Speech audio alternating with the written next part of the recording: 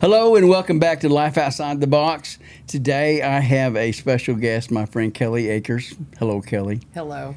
Man, I have been looking forward to this, and then you and I were outside talking, waiting on Caleb to show up, and I got some stories that I didn't know about. I knew a little bit of your backstory. You did time in the federal pen. Yes. And so what I'd like to do is maybe, kind of tell me what your raising was like. What kind of home you grew up in? So I grew up in a small town. My mom and dad's house was basically the party house. Okay, all right. It was a drug house. I knew there was alcohol and I knew there was weed. Looking back, there was probably a lot more I didn't know about. And as long as I never got in the way, I did pretty much whatever I wanted. How old were you when you started noticing that? 3, 4, 5. I Wow. mean, it was young. Yeah, And, that is young. So they divorced, and my mom remarried my stepfather, and he was an addict, alcoholic. He was very sexually abusive. He started abusing me at a young age. So stepdad. Yeah. And so he was very abusive. I can remember when the abuse started, they would have fights and he would leave and not come back. And then over the years, the abuse just grew. I mean, I've seen him almost try to kill my mom. I could remember laying at night in fear of what was going to happen. Right. I have 2 half-brothers, and that was their dad. We had the same mom, and I would get up and... Were they younger or older? They're younger. Okay. Yeah. And I'd get up and pack her bag for work, get our stuff for school, put it in the car. Was times that I called people to come rescue us, Wow. One night I beat him with a baseball bat. How old were you when you did that? Maybe 8 or 9. Wow. And I can remember being so mad I didn't kill him. That's how much fear I had growing up. Right. And they ended up getting a divorce. It was pretty tragic. I mean, he pulled a gun to my mom's head, and there's a whole lot to that story. So life was not a bed of roses for you, so to speak. No, I didn't have a normal childhood. I was the Not at adult. all. Yeah. I cooked for my brothers. After they got divorced, there would be nights my mom wouldn't come home. She'd stay at the bar, and I would get me and my brothers up for school, call somebody to come get us. Wow. And, that was her addiction. Right. That's really not who she was, but that was her addiction. So you had nothing that someone can say, well, I had a normal childhood. Oh, no. And it may have seemed normal to you at the time because you had nothing to compare it to. Yeah. So that was probably the way you thought everybody lived. Well, I can remember in kindergarten telling people about weed and rolling papers because I thought everybody smoked weed. I didn't know that there was people out there that didn't smoke weed. Yeah, yeah. You talk about some trouble. So I'm assuming they get divorced. Did he ever get convicted or go to prison for any of that? Or No, he didn't. So he's actually, I've seen him on a regular basis. Really? With my brothers, and I'll share more about that in him and kind of later in my testimony. Okay. But yeah. So my dad was in his addiction, women, it never came around much. Yeah. And so I had this sick view of love. See, my dad said he loved me, but he never came around. Yeah, yeah. My mom said she loved me, but she didn't protect me from my stepfather. Right. And then My stepfather said he loved me, but he was sexually abusing me. That's a pretty construed Yeah. thing of love right there. Yeah. So 6th grade, I started selling weed, selling it. Drank all the time, became very sexually active, 6th grade. Wow. I was searching for something and I didn't know what it was. Right. Love? Yeah, but I didn't know where to get it and what love really was Right. because of where I was raised. Yeah. And so I became the kid in school that nobody wanted their kids to hang out with. I did all kinds of things. Barely graduated high school, wrecked a bunch of cars, partied all the time. And my dad got sober in like 1990. Okay. He went through the program, Right. but he was a kind of dry drunk. He knew the program, but he didn't know God. Something got him sober, but it wasn't necessarily God. Okay. And he started traveling insurance, so he was gone all the time. So I did whatever I wanted. Now, but how old were you when this was going on? About a freshman. Okay. My mom and stepdad had separated, and I was living with my dad, and he was gone all the time. And, I'd do things, and they would buy me out of it. I wrecked a truck, had racing tickets, and the judge was like, if you'll go get your hardship, you can still get your license, and we'll work out these tickets. Okay. So I did it. So it didn't matter what I did, I was bought out of it. Somebody fixed it for me. You didn't have to go to juvie or No. anything like that? Okay. One time I got 3 MIPs in one night. All right. Some people don't know what MIP is. Minor in possession. Okay, minor possession. I'm a sophomore in high school. About 15, 16 years Yeah, old. and 3 MIPs in one night. One night? One night. You busy girl. And so they paid the tickets, and I just went on with what I was doing. Yeah. And, I didn't have any friends in school. I was sexually active. People talked about me all the time. I ended up getting pregnant as a freshman. Had an abortion because that wouldn't look good for my family. So you say you had an abortion. And did you have any moral conflict about that at all, or was it just something that was normal to do? Well, I didn't know anything really about it. I just knew that it was going to solve my instant problem. Yeah. Right.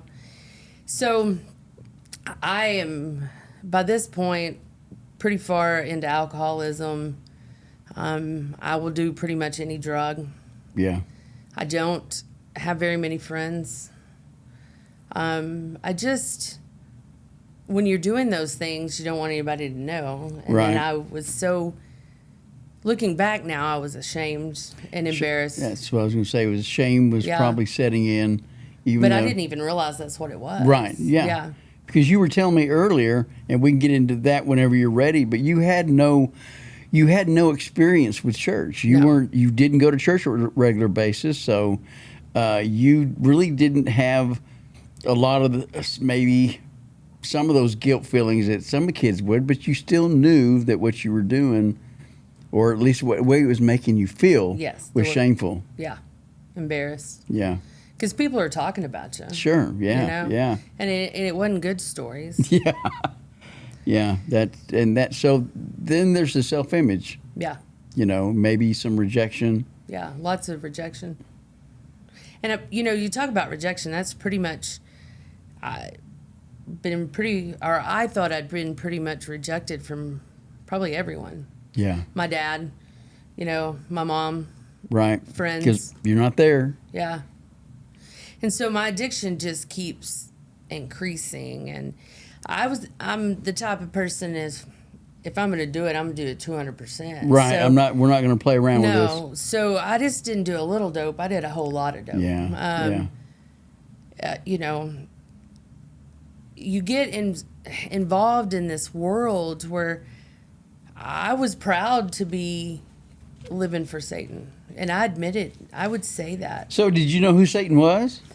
Well, I guess I thought in your head that the little red devil with the spiky tail, and he wasn't good, and I wanted to live where that side of not good.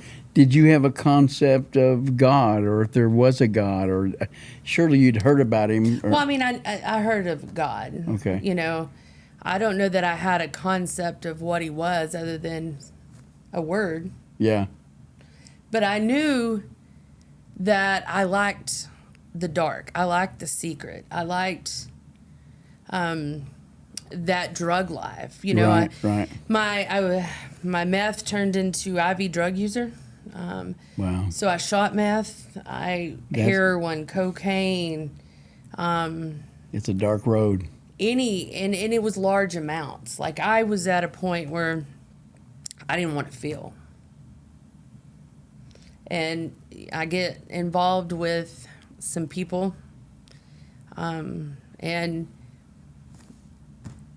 there is sealed indictments that come out on us. And Now, how old are you when this is happening? When you get the sealed indictments and things like that? About 21. Okay, so you have gone from teenager into your 20s, Yeah. and you've got all this underneath your belt. Yeah. By the time you're 21, you are carrying a load. Yes.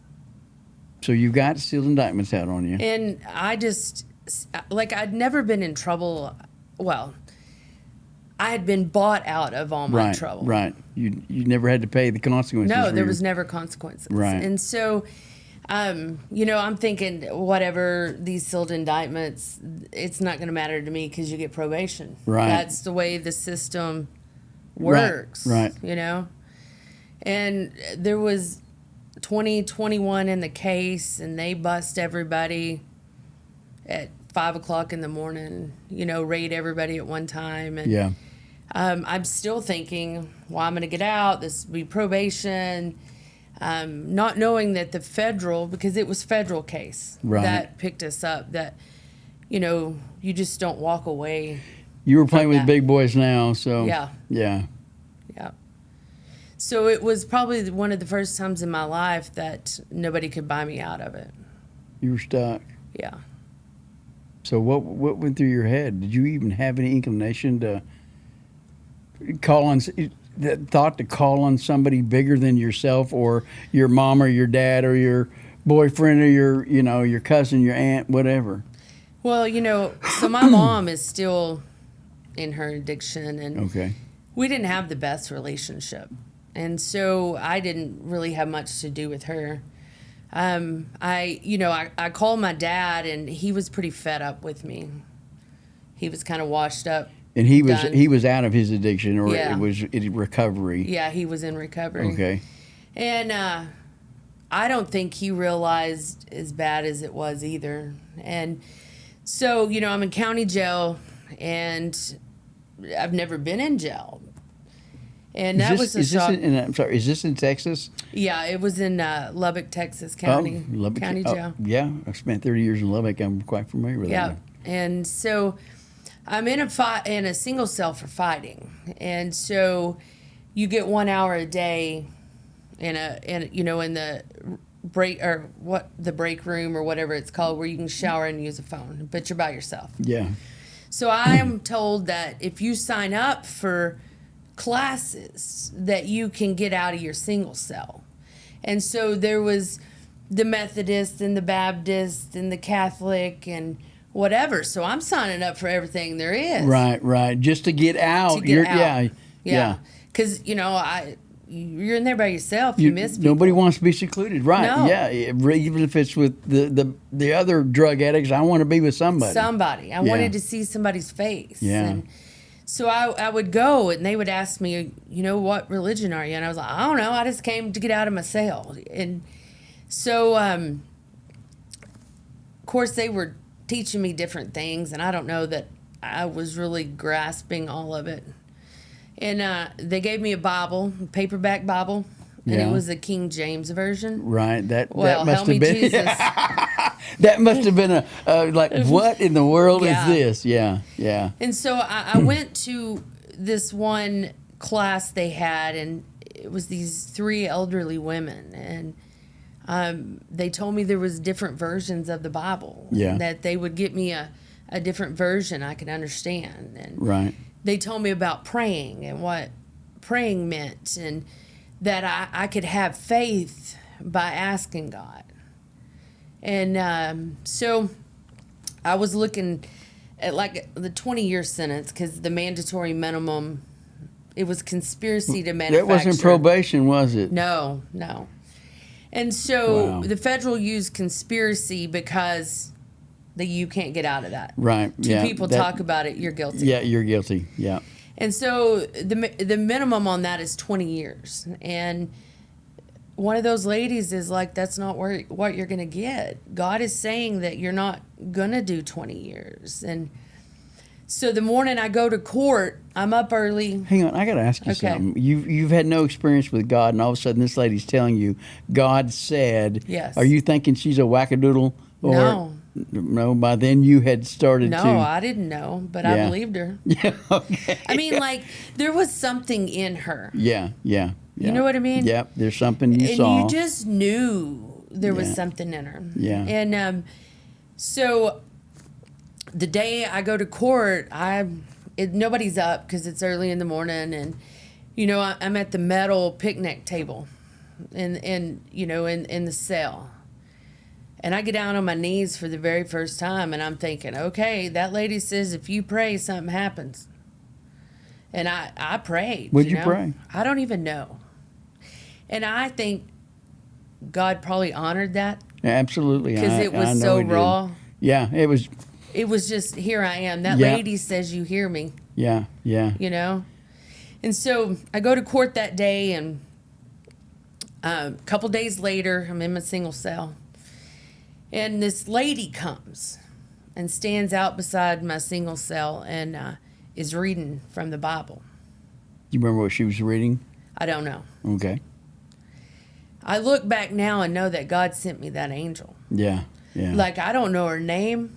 She'd never been there before. She never came back, ever. So you don't even know if that was really a lady. It may have been an angel. Well, I believe that what God sent her, Yeah, human yeah. or angel, Right. Absolutely. I get it. to speak to me. Yeah. And I was like, I need what that lady has. I got to have that to survive.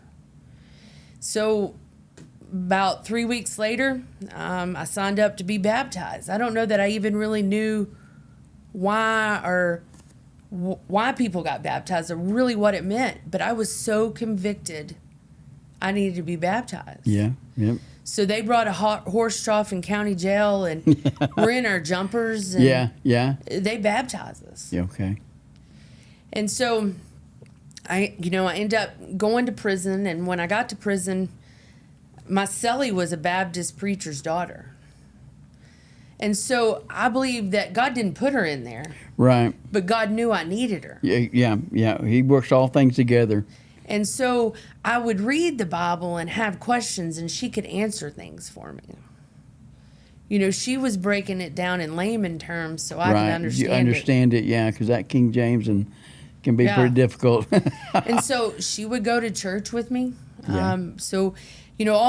During prison, I went to church, I read my Bible, I did Bible studies. And, I believe that I was on fire for God.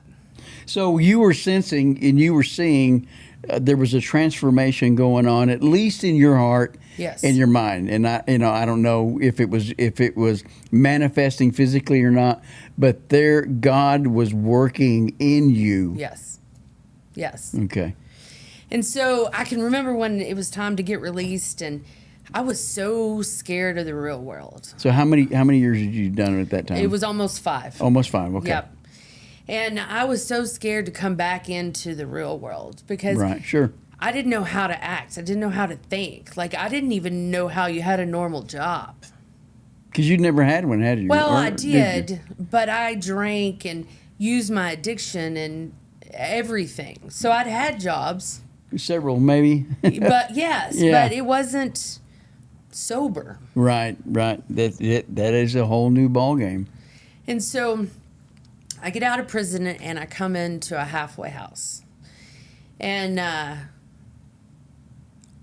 I still have these feelings of embarrassment and Right, shame. shame. Like, I knew God, but I hadn't been delivered or healed. Yes.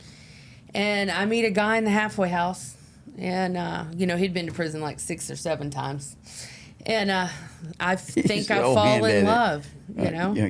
Yeah. And I want you to know that I loved God, but I went back into addiction. I went back into using with him. Yeah. And that happens. And the thing is I knew God, but I don't think I had a relationship with God. And so, it's by the grace of God and the favor of God, I didn't go back. I was faking my UAs. I was making urine. Right. I was using this whole time. You were back to your conniving Yes. and all Yes. that good stuff. Yeah. But I had Jesus or God this time. Right. And we were in a motel, and I OD'd on cocaine, Oh, wow. and he left me. Just To left die. you. Yeah. Wow. That was, that's not what love is. No. And it's a miracle I didn't die. It was truly God's hand on my life. I didn't die. So somebody finds you? Did you come out of it? What Well, happened? I laid there for a really long time. And I can remember in my head thinking, if I can get out of this motel, I'm never going to leave God. And some point, hours later, I got up.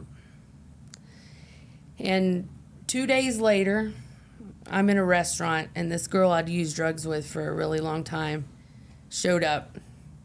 And she goes, I don't use drugs anymore, but I love God. Do you want to go to church? And I'm like, yeah. I mean, absolutely. Yeah. I trusted her. Right. She knew my past. Yeah. And I'm thinking, What if why I got not? to look? Yeah, absolutely. So I started going to this church, and it sucked. My friends were going to the bar on Saturday night, and they would call me Sunday morning, tell me who they saw and how much fun, they were having, and here I was going to church on Sunday morning. And I can remember one Sunday morning in this Sunday school class, I just basically was like, this sucks. You just said what's on your mind. Yeah, this isn't fun. I'm struggling, and It was religion. it was. And so, I changed Sunday school classes to begin with, found a different one. Same And- church? Same church. Okay. And so then they say you need to go to a life group. Okay. So I would go to a life group, and I would try. And the first thing was out of my mouth is, I'm a felon, I've been to prison. What do you think? And I watched these people's reactions to see if they were going to reject me or receive me. Yeah. Well, the one group that didn't reject me, well, they got me, Yeah, yeah. And so I'm going to this life group. And by this time, I've changed my friends. Right. I've submersed myself in a Community. women's study, Sunday school, church. I mean, as many activities, that you could go to keep you out of trouble. Yep.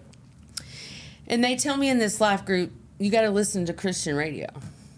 Whatever comes in you comes out of you. Garbage in, garbage Yep. out. It's So I basic, did it. simple. Yeah. So then You sounded hungry, like you were I hungry. was so hungry. Yeah. Whatever they would have told me, I would have done. Yeah. So then I was telling them in this life group, I'm walking in this shame and all these things. And they said, well, our church has some Christian freedom ministry. Okay, sign me up. What is that? What was your Christian freedom ministry? What, So they basically use God and the Holy Spirit to walk through your issues yeah, to heal you. that's right. Okay.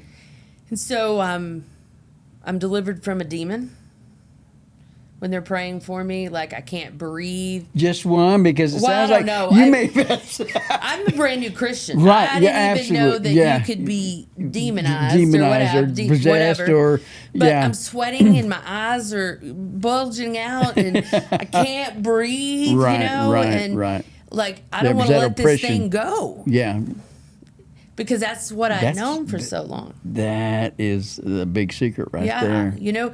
sometimes you want to keep what you know. It was familiar. What Yeah. makes you feel good.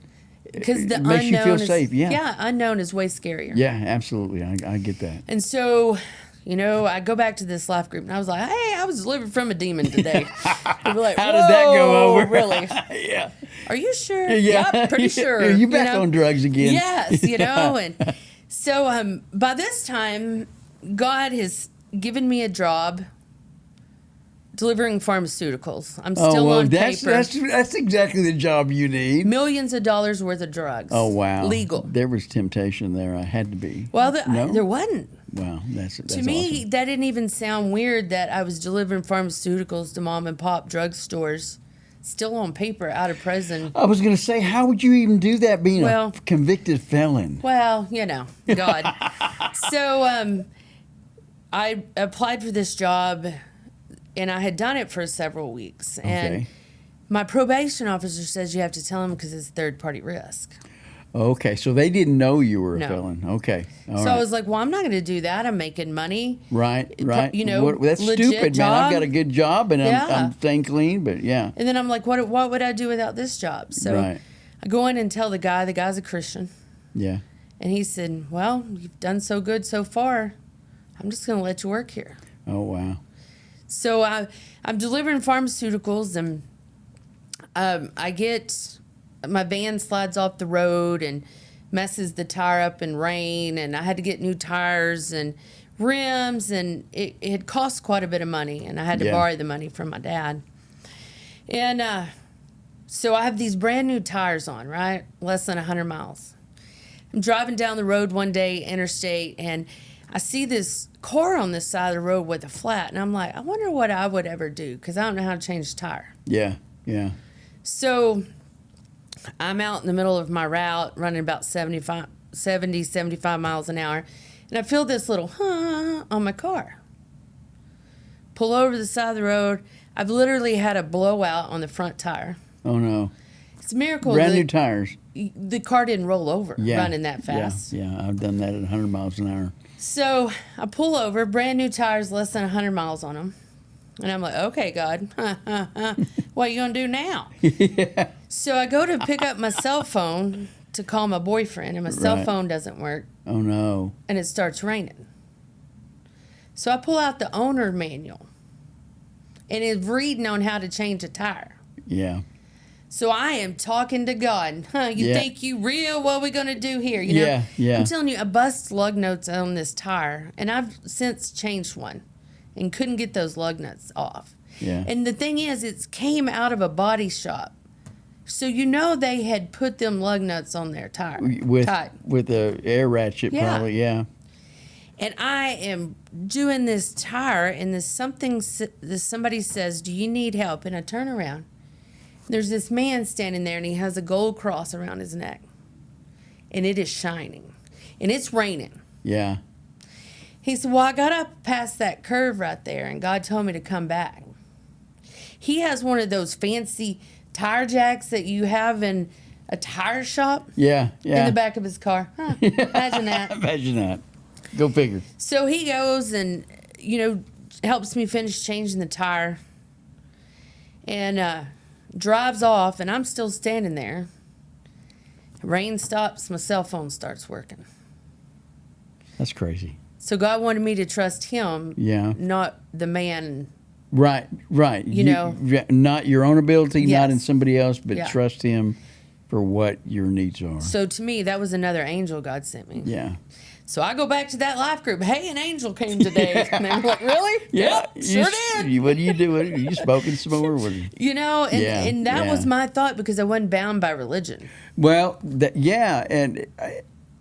get to that later, but yeah, because that tends to hold us back, I think, Yes. sometimes, receiving from God, receiving that healing and everything else, because we're so bound up in that religion, we got to cover it up, or we can't talk about it, and you are just Kelly, and you just speak in your mind. Yeah. I mean, I thought that's why you went to church, because you were broken Yeah. and you needed healing. I think that a lot of us would be a lot better off if we thought that And way. I didn't know that you hid stuff. So I was sharing everything in this life group, everything. Oh man, those people probably had a hard time sleeping at night. Well, it was growing. It was Wow. growing. And later they had said had something to do with me, but I didn't know that at the time. Right. Is that transparency, Yes. that honesty, Yes. and that breeds trust? Yeah. So I borrowed some money from my dad to pay for those wheels, and my dad doesn't really believe there's a God, you know. And so I was asking him in the life group, how do you tithe when you owe somebody? What's more of a priority? Right. And they were like, tithing. And I said, well, how do I tithe and pay him back when he's not a believer? You know, so we had this discussion on it. And so a couple weeks later, I'm at life group, and the life group, one of the leaders says, here, I have this check for you. And it was like a $5,000 check. Wow. And, you know, this was 25 years ago. That's a big check. Yeah, that's a lot of money. It's a lot of money today. Right. You know. And I said, you know, my thought was, you're going to trust me with this? Yeah. I'm a liar, or I was a liar. Right. I was a thief. Like, how you know I'm really going to use this not for drugs For or drugs, something? or just go buy a new car Or go- whatever. Yeah. And nobody had ever really trusted me like that. And I tell him, I don't deserve this. And he goes, I know you don't. That's why I'm giving it to you. Wow. And I'm telling you, that point radically changed my life. See, that man believed in me Yeah. when I didn't even believe myself. That man loved me when I wasn't even loving myself. Yeah. And sometimes, you know, I think that's what it takes. Somebody believing in you and somebody loving you long enough till you can figure that out. Isn't that what Jesus does for us? Exactly. Yeah. That man was Jesus on flesh on earth. Yes. For me. Yeah, and that's what we're called to be. Yeah. The hands and feet of Christ. Yes. And you know, so I'm going to church. I'm walking in freedom. I'm learning about tithing. Then I meet a man, and I never thought I'd be married, because who So would? is this our man, my brother Doug? Yes. Okay, all right. So why would any man And not my real brother, but Right. yeah, brother in Christ. Yeah, we want had to the be same with birthday. somebody as dirty as I was? Yeah, You know, I he- would sleep with anyone. Right. I'd had abortion. I didn't even know who the father was. Yeah. My stepfather had sexually abused me. Like, to me, now the word says You were damaged goods. Yeah. You know, though your sins are like scarlet, you shall be white as snow. You know, that's what the word said. Who was going to see me in that light? Right. Well, he did. And the funny thing is he knew everything about me. Now, I had to chase him down, because he's not that type, you know. Yeah. He's But- kind of quiet too. He doesn't Yeah. say a whole lot. So we'd show up, me and my best friend at the time would show up everywhere he was playing. Yeah. He does worship. Yeah. It took him a little bit to figure that out. Yeah. You know, Yeah. but he did. Yeah. He did worship for my revival, and Doug is an anointed worship leader. Yes. And so, And you two are total opposites.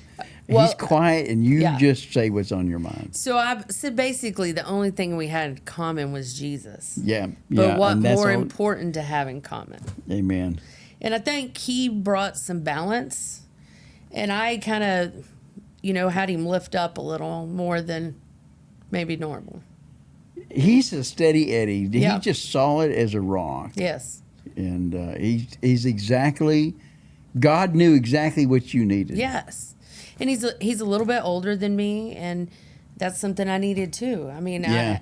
I you know, I needed stability, and Right. he had lost his wife about a year prior to cancer. Yeah. And she had had a long battle.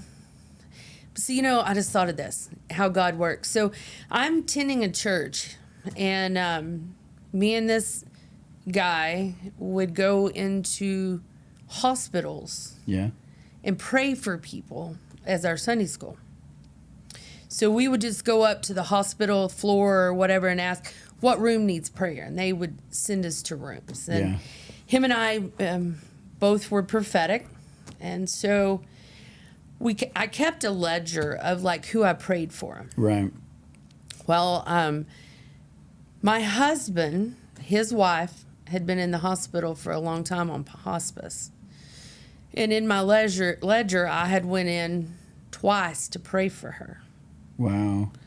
And he wasn't there, but I had went in to pray It's a small healing world, isn't it? on her. Yeah. And didn't realize it until after I had met him, and the Holy Spirit reminded me of my ledger. That's you know, and that's God. What are the odds? Yeah, you know, there are none. No, that's God. Yeah. So he has an 8-year-old daughter, and so we get married. Some of his friends felt like it was way too fast. Oh yeah, there's going to be. You know, there's always what those are you doing? sayers, And, yeah. Then she's a lot younger than you, Doug. Yeah. Yeah. You know, and so I know there was some kind of hard feelings. Sure. Over that, and so we got married. In the meantime, I had gotten a job at an engineering company. Yeah. And so I'd never turned on a computer. The guy in our Sunday school class owned an engineering company, and so he let me clean the building for my salary. Okay. And work with the computer during the day and taught me AutoCAD drafting. Wow. So, you know, that was the second job God had given me. Right. And I'd worked there. And when I met my husband, that's where I was working. And so then we had kids. We decided to have a kid. And we had Meredith. And I wanted to stay home with her. I felt like I wanted to raise my kid. Right. I wanted to do better. You did not have that. Yes. And so you wanted to give that to your child. Yes.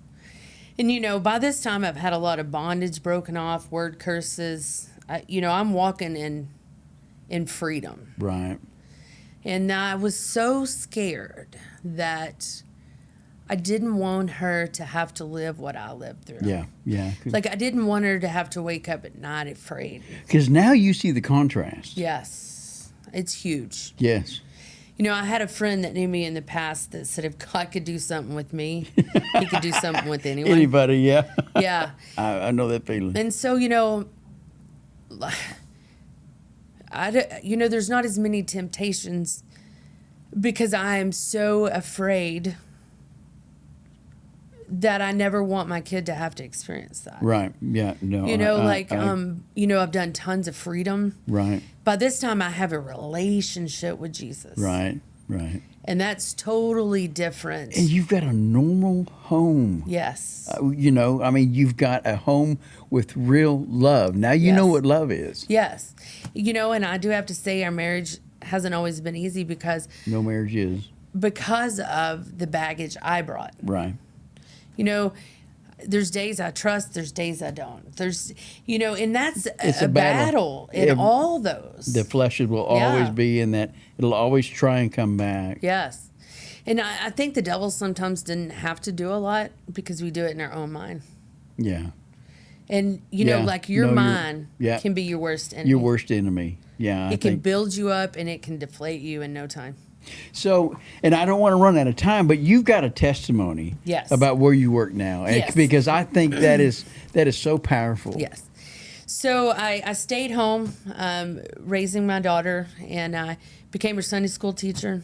When she went to Mother Day Out, I went to be her Mother Day Out. I worked there. Yeah. And so that's great. She was going to start kindergarten. My husband's like, she's got to go to school some point by herself. Yeah. And I was like, no, she doesn't. Come on, I'm Mom. getting a job. So I applied at the school as a convicted felon. Convicted felon of drugs, federal offense. Yes. You can't get a job at a school like that. No, well, you would think not. Right. And so I fill out the application, and I've always been honest. When I fill out the application, I'm a convicted felon. Right. So the superintendent at the time calls me and says, we have a problem with your application. And I said, well, I figured probably would. Yeah. And so he said, no, you don't understand. We've done a federal state background. Nothing shows up. We've ran everything that we can run, and nothing shows up. Wow. And he said, can I visit with you? He said, because you have a lot of history with kids, because I worked at the church. Right. I worked at a Mother's Day Out. And so I took some letter of references and met with him. And he said, I'm going to hire you. He said, I'm going to keep these letters of references. He said, because in case it ever comes back on the 10 o'clock news. Right. You know? Yeah. Yeah. So- no, that's probably a good thing. So I called the school and tell them they're hiring me. They got a job for me. And they were like, we don't. And I was like, God told me I was coming to work in this school, you know? And so I get on as a part-time sub for a year. Okay. And I worked for a solid year. In the meantime, we have a new superintendent. So the old guy's gone. Yes. Oh Lord, that could put a kink in anything. Oh yeah, new guy didn't know what was coming. So, anyways, they go to hire me at the school board and reran my background, and it showed up. Oh man. So he calls my principal and says, "Do you know she's a felon?" She said, "Yes, I do." He said, "Oh, okay." Okay. So he calls me into his office, and we talk, and they really got to hire you then. I'd done worked a year. Right. Yeah. Hey, I've been there. And I mean, I've been doing the job. Everybody right. likes me. Yeah, I'm good at it. Yeah. So that day I was leaving the admin office, and I'm like, why now, God? Yeah. Why now? Yeah. And he said, I never want you to doubt I put you in there. I gave you this job. Right. It wasn't Kelly and her fantastic No. personality. No. Or tenacity. No, Yeah. it was him. Yeah. And so there was no doubt it was because of him I got that job. I've been there 9 years, 8 years full-time, 1 year full-time sub. And last year and this year, I thought I needed to leave. I just, felt like, okay, maybe I need to go somewhere else. And you talk about doors slammed in your face. Yeah. No callbacks, nothing. Right. Yeah. God says, no, No, I brought you here and exactly. you sit your butt Yes. down. I wanted you to know I put you in there, and you're Yeah. going to be there until I'm done Until with you. I'm done with you. Yeah. And, I use my testimony all the time. I have not shied away with being a felon. What are those teachers down there? How they receive you? Because, it can be like church. Some folks will go, well, I don't know what she's doing here. She got no business in Yeah. around kids. She's a felon. And, some of them think I'm joking in the beginning when I joke about it. Yeah. The ones that know me know me. Yeah, right. But most of them will tell you that God put me there. Yeah. I mean, he gave me anointing to work with kids, to have Yeah. discernment. And so, I like working with troubled kids. Sure. I heard it one time, this Christian speaker said, you can change a life in 3 minutes a day. And I have taken that and ran with that. Can you tell me a little bit about that? Sometimes as kids, you never spoke your name. Maybe you're not said hi. Maybe there's not kind words spoken to you. And if I can look a kid's name in their face, call them by Call them name, by their name. and say, have a good day, that literally could change their life. Isn't that what God does to us? Yes. Calls us by our name. Yes. Speaks words of Yes. comfort, encouragement over us. Yes. And I wonder if maybe somebody would have done that some point in my life. Maybe Yeah. my life would have been Right. different.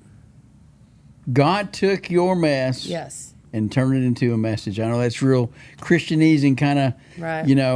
being commonly said, but it's really true in your case. Yeah. I mean, he took for lack of better words, a screwed up little girl. Yes. Who had just been mistreated, abused, unloved, Yeah.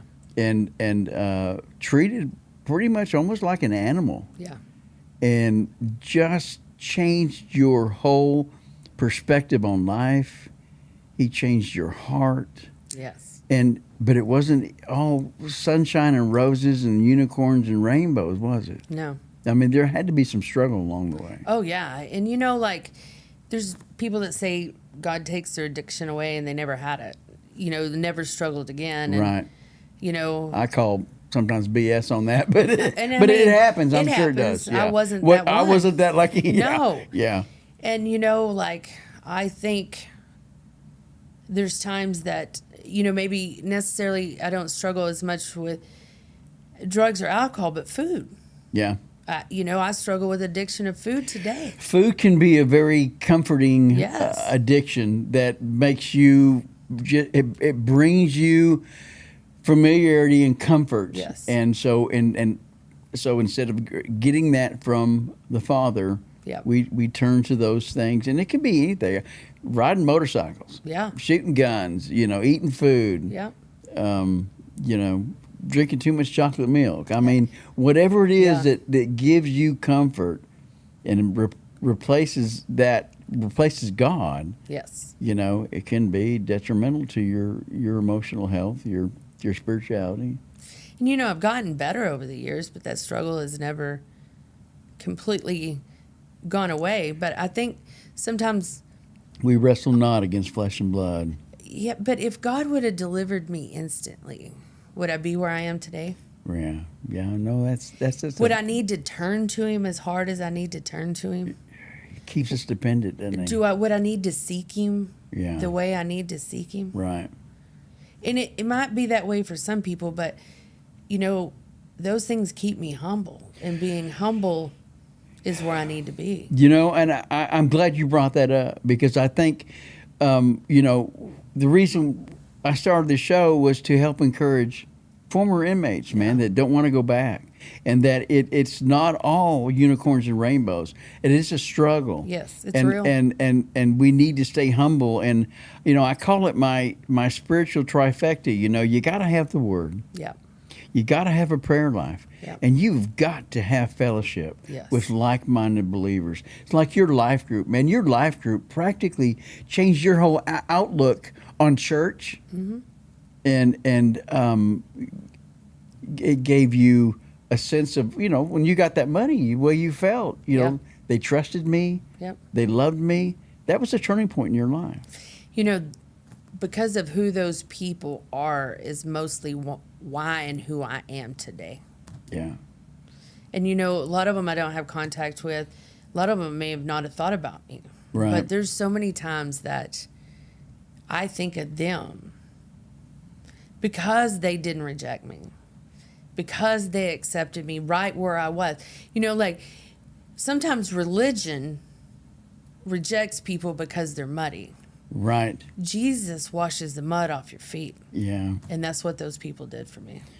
Kelly, I want you to take a couple of minutes and look at that camera and speak to, whoever's listening, and maybe they weren't a former inmate. Yeah. But you went through sexual abuse as a young child, as an adult, and you went through drug addiction, and you went through the shame. And what can they do? Give them hope and encouragement, who they need to trust in, and that they can get through it. Yes. So, I think God is where you need to be focused. But sometimes that scares people, But I know without a doubt you can be, you can trust God. That, I had an abortion. I murdered, and God still loved me. I was an IV drug user, and God still loved me and accepted me. And so I don't even think that if you're doubting yourself on maybe some sin or shame you're walking in, that there is no reason whatsoever to have a doubt that God won't love you, God won't help you, God won't direct you where you need to go. And if you're searching for something and you're looking for something, that's a simple answer. It's God. And I guarantee you, it may not be easy in the beginning, but I guarantee you walk with God and you'll never be the same. Amen. Kelly, I thank you so much. Thank you. Give your husband a smack on the head for me. I will. And Meredith too. She's a little pistol, but she is. I want to talk a little bit about her, because you've got this child who you were just telling me earlier when we were outside talking. Yeah. She led the communion service. Yeah. And so you have trained up this child in the way that she should go. That has got to bless you. Well, so my husband leads worship, and she's got to lead worship with him a couple times. Yeah.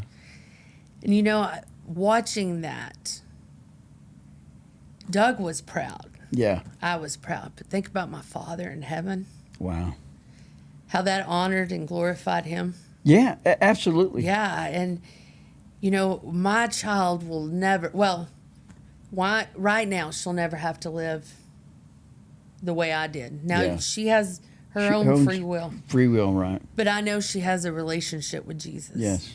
She And is headed in the right path. She is headed in the right path. And, you know, I don't drag her to church. She wants to go, Yeah. you know? What a contrast Yeah. from where you were to where your daughter is. That has to bless you, bless your husband, and like you said, bless the father to see how he took this little messed up girl Yeah. and created this life where it glorifies God. Yeah. And that is the key. And you thing. know, the thing is, I'm nothing special. But God still took time to care about me. That's right. That's right. Thank you so much. Thank you. Man, I love you, and I've been looking forward to this, and I want to thank you so much for taking the time. Thank you for asking me. I really appreciate it. All right. Well, stay tuned. We're going to have another episode of Life Out of the Box coming up. Remember, this program is on the Now Network and video on demand. Share it with your friends. Tell everybody about it, and you can find it on YouTube too.